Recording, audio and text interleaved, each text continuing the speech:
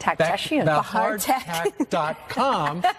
Bahar Tactician. Thank you. Hello, guys. Nice to see you. Nice to see you guys. All right, so you say the first place we should stop is Nordstrom's.com. Yes, I mean, there are tons of places today that are having great deals, which is good news if you didn't have time to shop on Black Friday.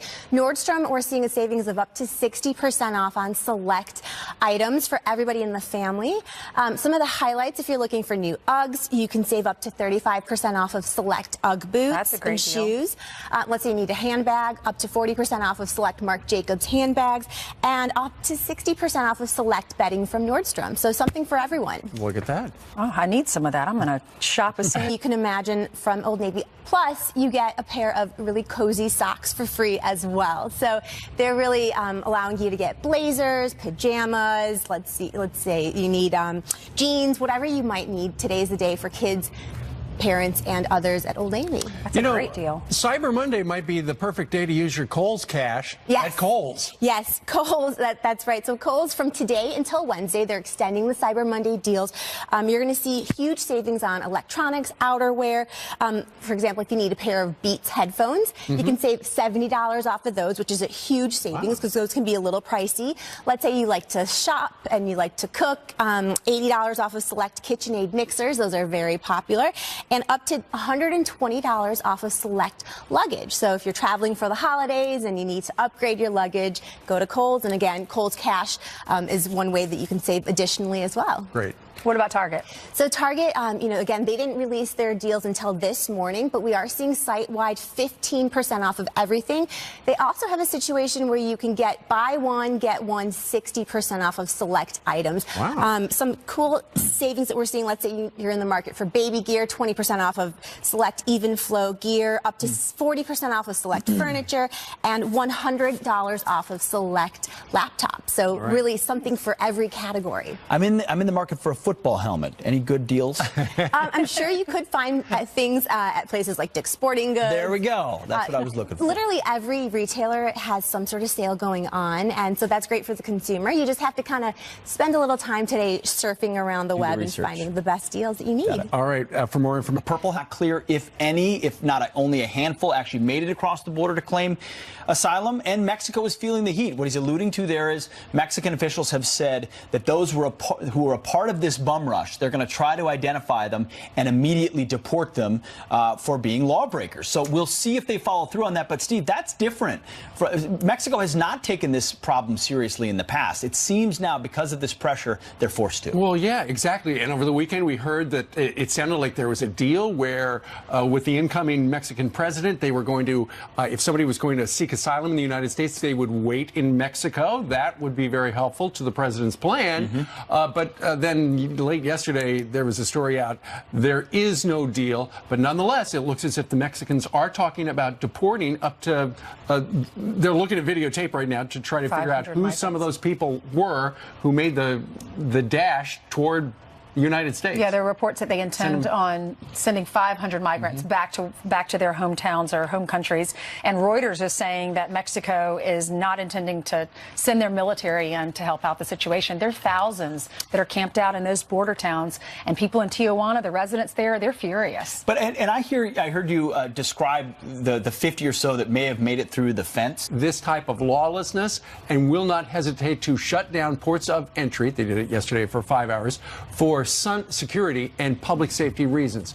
We will also seek to prosecute to the fullest extent of the law anyone who destroys federal property, endangers our frontline operators, or violates our nation's sovereignty. Yeah, so someone's trying to get into your house, and rather than knocking on your door and asking permission, they're throwing rocks at you and demanding that they be let in. And then maybe once they're let in, you don't know what room they're going to be in because you've kind of lost track of them. Right. And then they might ask to raid your cupboards and be a part of your welfare state as well. And then maybe they'll show up and become legal in the future. It's an insane process. To draw the line right now is to say that law and order has to matter. And that's why this showdown is so important. I think it sends a message across the caravan and across other groups. And the left doesn't want to take it seriously. They don't take any of this seriously. But the president does. And I think it says to his supporters, he means what he said he was going to do. Well, Dan Bongino brought up a good point. He said, if you don't want the tear gas in your face, then don't try to storm the border. Exactly. And there are so many stories that have been on cable in the last 12, 18 hours about how can't believe they used tear gas and pepper spray on these women and children and the other migrants. Actually, this pretty much exactly the same thing happened back in 2013. According to the San Diego Union Tribune, and this sounds very familiar, back in 2013, a group of 100 people tried to illegally cross the border. They threw rocks and bottles at Border Patrol agents, and the agents responded using pepper spray and other means to force the crowd back into Mexico. So during the Obama administration, they did the same thing. Well, those images are heartbreaking. I mean, the front cover of New York Post has a mom carrying her girls, and she's wearing a Elsa and Anna T-shirt, the mom is, and the little girls, you know, one of them doesn't have shoes on. That breaks your heart. You know, you want to help. Yeah, no, like listen, that. I mean, they're in diapers. But I also question whether or not it's a good idea to drag your kids across that kind of environment. I know. I mean, I understand you may feel like you're in a bad situation, but the responsibility is also on the mother and those parents who put those kids in that situation when we made it clear that there's a lawful process to follow. And we know the caravan process is a dangerous one as well. It doesn't mean we don't have a heart for that family, because of course you do. It's just if you let everybody in, you are letting in. Some are going to be criminals. Some are gonna, you just need to have a check of who's coming through the border so that we can keep our own country safe and our own kids safe. But things are different this time because in the past, you know, people have come up through Central America and Mexico and just somehow, one way or another, gotten across the border. Mm-hmm. You know, whether it's in the desert or the Rio Grande or, you know, they'll come through the ports. And in fact, the migrants in San Ysidro, they actually keep their own book to figure out who's next in line. They do, you're right. But out in the Tijuana area, because they've got 5,000 people in that stadium, you know, they're sick and tired of it. They don't know how long they're going to wait. And so they told reporters yesterday they were frustrated, and that's why they did it. Unfortunately for some of them, they're going to wind up getting deported back and won't be able to have their asylum. And you look at these images and say, how do you address this problem? Well, part of addressing a problem is acknowledging you have a problem in the first place. The problem is that Democrats, and we'll play some sound here of the past couple of months, Democrats saying, well, this migrant caravan thing, it's not even really a thing. Listen.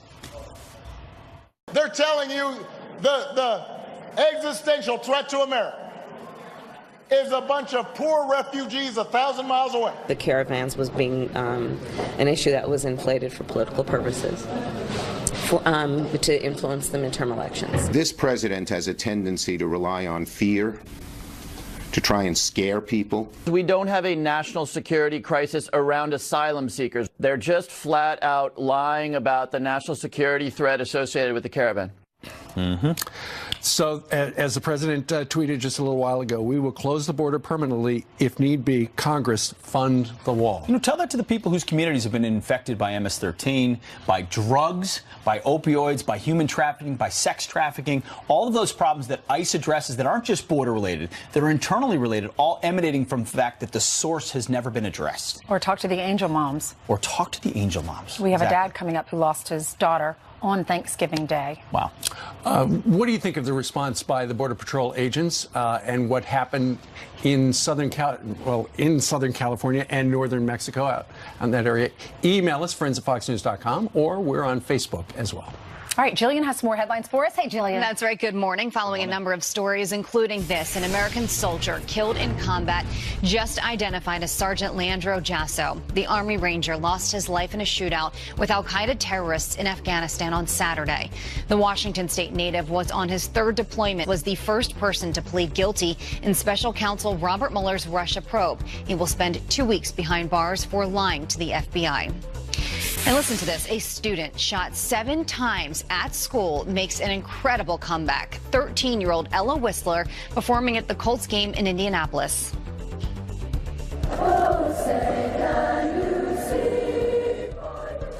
Well, there she is, Ella, singing the national anthem and dancing with the Colts cheerleaders. Just 6 months ago, she was critically injured when another student opened fire at her Indiana middle school. Isn't that incredible for her to make that recovery? In France, it's $7.06 per gallon. Macron, the president, he wants to raise the gas tax. make the price of gasoline even more expensive, and the people are rioting because it's at $7 already. Right. He's doing this for two reasons. Number one, the French hate fossil fuels. They want to play their part in combating climate change. And number two, they've got a welfare state which is costing them an arm and a leg, and they need a lot more extra revenue to pay for it, and they can't pay for it. Well, there were over 100,000 people protesting. I think there were 1,600 different protests across France over this past weekend. It started out as a anger at the gas tax hike, but then it spilled over. Now it includes people are angry at the cost of living has risen so high in rural areas, and just Macron in general. Well, this happens in France on a rather regular basis. Stop laughing. It does. But it does. It does. But the underlying problem is the unsustainability of the welfare state, cradle to grave, climate change Europe. It's not sustainable. And there's a warning here. There's a warning here for America, because I believe the left, the Democrats, they want to take America down the socialist road. That's where they want to take us. Government care, government-run education, climate change, the Paris Accord, that's where they want to go. I don't think it's sustainable. I don't want to go down that road. I'm a missionary for capitalism in America. And Macron's in office for like 7 years, right? So he's not worried about losing his approval rating is in the 20s. His approval rating is in the mid-20s. The last time I checked, it was 26%. Meanwhile, President Trump in the United States, under some pressure, 45, 46, 47%. Gas $2.50 here, $7 there. So if we visit Paris or a place in France, or not, are they going to add this? I know you probably would. I love Paris, but if and many of the women out there, it's a magical city for many reasons. But if we go there, are they going to tack this on to the cost of our trips? Oh, yeah. Oh, for sure. You want to drive anywhere in France? An arm and a leg, please. You've described that magical city as a museum. Why? Because Europe is going nowhere. It's retreating. It's contracting. It doesn't do anything new. It has either. That's right. But that's true of the whole of Europe. Yeah. America's expanding, what, 3, nearly 4%? Right. Europe is actually contracting. They're in recession. What a difference, huh? And do you want that socialism? Do you really want that? Bernie does. No. Come on. That price per gallon is so high. In Europe, they sell it by the liter. It looks much cheaper. I was in a crosswalk crossing the street with several other people when a vehicle ran the red light, hit her, threw her body 50 feet without ever braking. He continued on. He ditched the car. The police found the car with the hood crashed in, the windshield crashed in, and due to witnesses and media pursuit, the man turned himself in 2 days later, of course, and that's when we found out that he was here in El Paso illegally. He was previously arrested for an assault charge. He was taken to jail. He was allowed to bond out, and that's when he had time, I guess, to regroup and, commit another crime. I know that, the system is broken. It needs to somehow be fixed. If an illegal alien is here in the United States and they're caught on a crime, they need to be held in jail or detained until their trial. At the trial, if they're found innocent, they need to be deported at that time. At the trial, if they're found guilty, they need to serve their time in prison, and then at the end of their sentence, they need to be deported, not allowed to be released back into our society and to kill our children. Cynthia, tell us about your daughter. What was she like? She was just an angel. Everyone describes her as like a sunflower, where she stands tall and she shines bright. And, her kids, her students at school were her everything. She was such a bubbly, happy, loving person. And through this, I've just seen how many people just truly loved her and adored her. And for her part, she really had no clue about the effect she had on people. She lived at the spectrum of everything was, just bubbly and happy. And even though when she was angry, her angry was angry. She lived, there was no doubt about what she was thinking or feeling. Dan, and she was my best friend. Oh, I can't imagine. Dan, your Thanksgiving changed forever, right? I'm sorry? Your Thanksgiving will forever be changed. Oh, yeah. It's a tragedy. You know, I don't even know what to do with the closet full of presents that I got her for Christmas. You know, it was just a shock. You know, our lives have been destroyed, and I know that, you know, Mr. Trump watches this, and I need to express to him, father to father, that the system is broken. I know that he is vigilantly trying to correct it. You know, I want him to stay focused, you know, and keep pushing for us, the people out here. I'm just a retired teacher in Texas, but you know, when they won't even allow me to see my own daughter because her body is so broken and so destroyed because of this guy who illegally is here and who illegally was arrested and released. You know, something has to change. Mr. Trump, father to father, stay vigilant, and please help correct the... Mr. Comey says he doesn't want it behind closed doors. He wants it in public so people can hear. Yesterday, Trey Gowdy suggested, you know what, maybe we tape it behind closed doors, and then if there's any secret stuff, we release, take that out and then release the tape. What do you think about all this? Well, I think the question is what they're going to get into.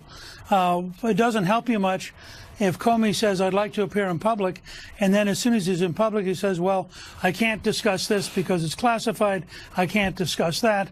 So I think it partly is a question of what the topics are going to be. As a general rule, I think it's always better to have the American people involved. And I think the more they can learn, the more capable they are of rendering judgment. So it's a question of what issues are coming up. And again, you'd always have this question, if they tape it, then release it.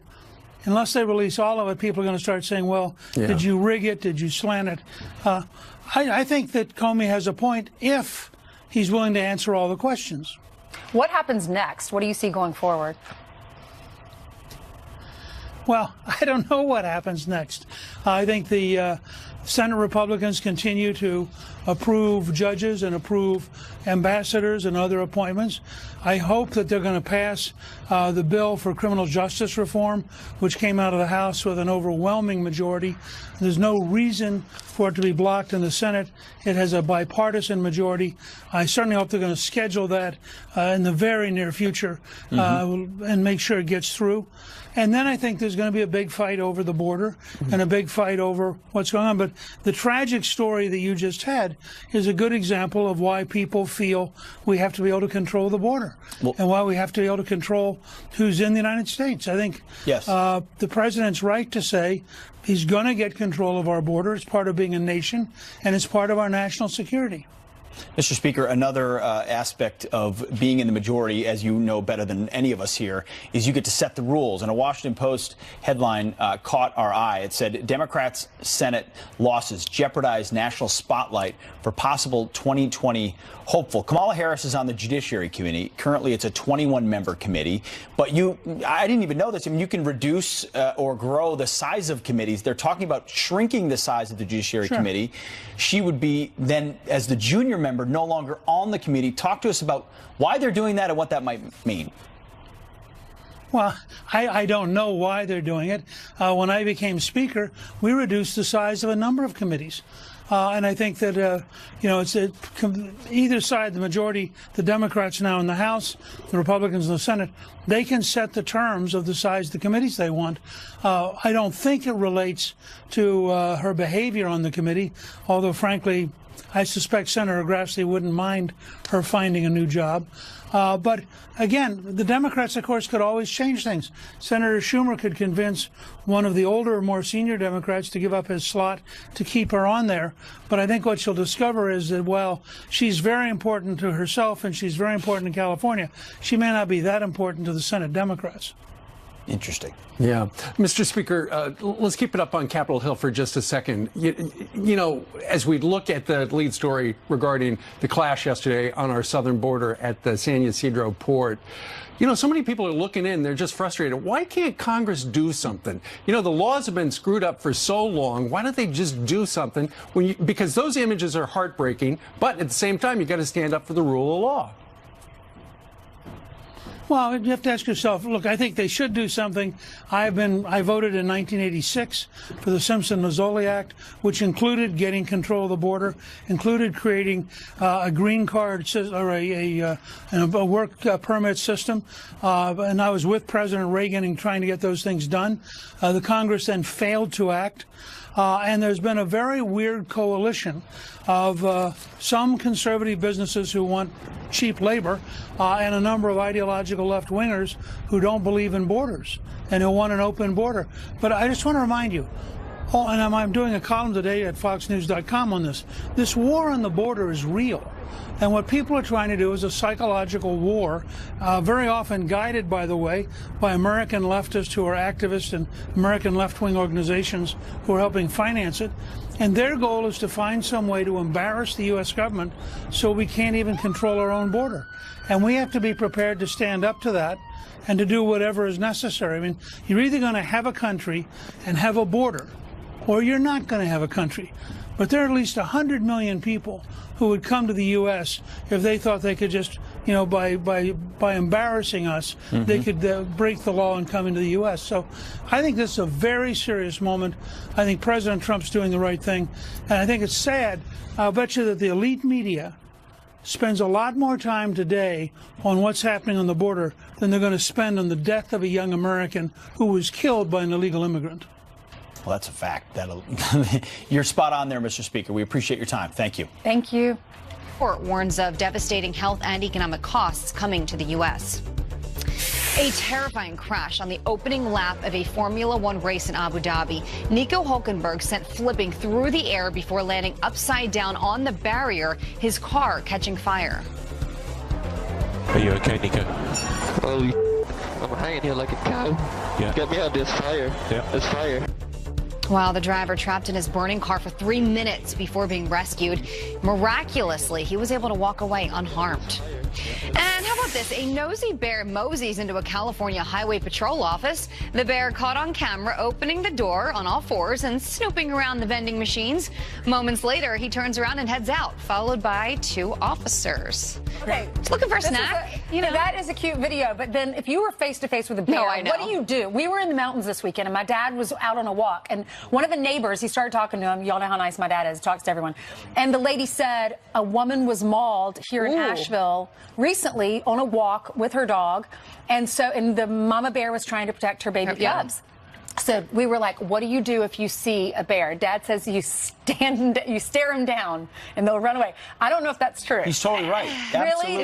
Is that right? You try not to get in between, obviously. You stare them down, quiet, you stand, let them go the other way. But if they come at you, your only chance is to run at them and scream at them. So, but I heard that I'm going to have to look this up because I was in Yosemite back in October, and we were told otherwise. We were told, like, make loud noises, that they don't like that. Yeah, so bang in Boy Scout camp, you would bang on a pot and it would scare them away. Yeah. I was like from the movie with the 2 twins, remember when they went camping with the stepmom? Absolutely what true. What was the name of that movie? And she was banging pots and pans to scare off the... Anyway, Maybe let's Janice ask an knows. expert. Yeah. Janice, do you know the answer? Is there a bear expert out there in Bryant Park with you?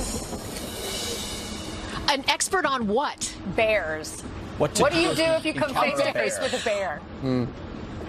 I'm not sure. I would actually maybe ask the bear for a weather forecast, which is what we're going to do. And we are live in Bryant Park. World Vision Give Back Gift Shop is where we are. Giving Tuesday is happening tomorrow. We're going to talk to Sadie Robertson coming up.